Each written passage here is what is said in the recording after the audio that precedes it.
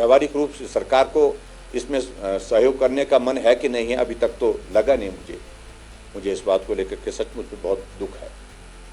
अब स्कूल चल पड़े हैं, स्कूल में जो शेल्टर होम वहाँ पर थे वो खाली कर दिए, क्योंकि अब स्कूल फंक्शनल हो गए तो वहाँ पर तो उन लोगों को ठहरा नहीं सकते। अपने रिश्तेदारों के घर में गए हैं और रिश्तेदारों के घर में कब तक वो जिंदगी गुजारेंगे।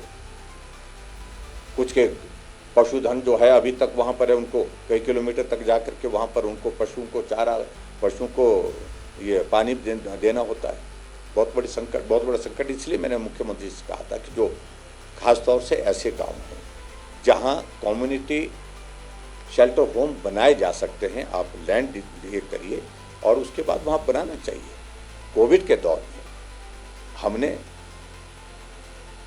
आइसोलेशन वार्ड बनाए और पर्टिकुलरली एक महीने के अंदर बना करके हमने वो तैयार किए। CSR के अंतर्गत IGMC में हमने कोविड वार्ड, आइसोलेशन वार्ड बनाया प्रीफैब स्ट्रक्चर के साथ। मेडिकल कॉलेज नेरचौक में बनाया, हमने टांडा में बनाया, चंबा में बनाया, बहुत जगह बनाया। ये किया जा सकता है, लेकिन मुझे इस बात को लेकर के अफसोस है कि अभी तक उस दिशा में कोई प्रयत्न नहीं। और मुझे आप सबके साथ इस बात को लेकर के भी बहुत दुख और राज साझा करते हुए, कल मंत्री का फोन आया ग्रामीण विकास पंचायती राज कि हम पंचायती राज ट्रेनिंग इंस्टीट्यूट को यहाँ से शिफ्ट करना चाह रहे हैं।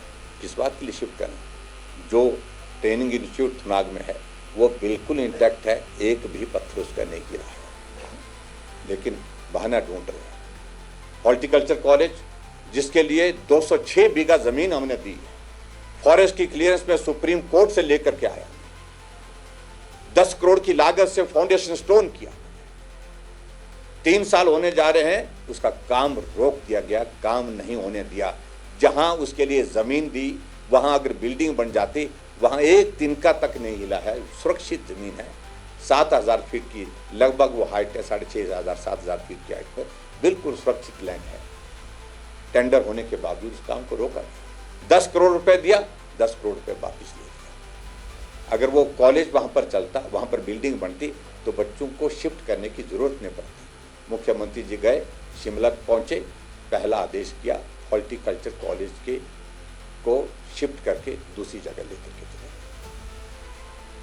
ये मुझे लगता है कि इस तरह के, अब ठीक है, आज तो उनको एक अपॉर्चुनिटी मिली, एक मौका मिला है कि भाई वहां पर त्रासदी आई है। त्रासदी आई तो शिमला में भी तो बहुत बार ऐसे संकट आए, बॉडी में कितने लोग जो है वो दफन हो गए। तो क्या शिमला की राजधानी बदल दें? शिमला में यहाँ पर नीचे पूरा कौन सा ये कृष्ण नगर में इतना बड़ा डैमेज हुआ, तो क्या शिमला को राजधानी, यहाँ की राजधानी कहीं दूसरी जगह शिफ्ट कर देंगे?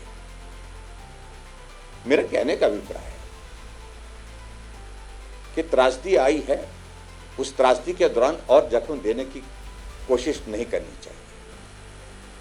बाकी मैं उम्मीद करता हूं, मुख्यमंत्री से हमने बात की है कि इसको कैबिनेट में ले जा करके इसको स्पेशल पैकेज के उस दायरे में लाया जाए जहां एक मकान के लिए आप बहुत लंबे भाषण देते हैं 7 लाख रुपए देने की बात, जबकि उसमें भी 1.5 लाख रुपए प्रधानमंत्री आवास योजना का होता है, 1,30,000 रुपये जो है वो जो स्टेट गवर्नमेंट की ओर से मुआवजे के रूप में एक मकान फुली डैमेज होता है उसको दिया जाता है। अब उसमें सिर्फ कितना 4 लाख के लगभग जो पैसा अपनी ओर से देते हैं, 4,20,000 के लगभग कितना पैसा बनता है, तो वो तो आप अनाउंस करें, लेकिन 20 दिन 21 दिन बीतने के बावजूद अभी तक भी नहीं दिया गया है, वो नोटिफिकेशन नहीं हुई है। और नोटिफिकेशन ना होने के पीछे वजह कि वो सोच विचार में है कि करना है कि नहीं करना है, क्योंकि ये क्षेत्र जो है ये विपक्ष के नेता का है। मुझे लगता है कि फौरी राहत के तौर पर तुरंत उनको काम करना चाहिए। मैं इस बात को दावे के साथ कह सकता हूँ, हमारी पार्टी की ओर से, सामाजिक संस्थाओं की ओर से जितनी गवर्नमेंट की ओर से सपोर्ट हुई है, उससे 10 टाइम्स से भी ज़्यादा सपोर्ट लोगों की हुई है। 10 गुना ज़्यादा मदद अगर की है मेरी पार्टी ने खड़े होकर के की है। मेरी पार्टी के साथ साथ में मेरे सामाजिक संस्थाएं जो हमारे आग्रह पर आई, भरोसा उन पर व्यक्त किया हमने, उन्होंने कहा कि हम मदद करने के लिए आए, हम इसके आए उसके माध्यम से नहीं करें। आप बताओ, क्योंकि आप यहाँ की ज़मीन की हकीकत को जानते हैं, पहचानते हैं, तो आप सही बात करेंगे। और उनने हमारे कहने पर उन लोगों को राहत दी है।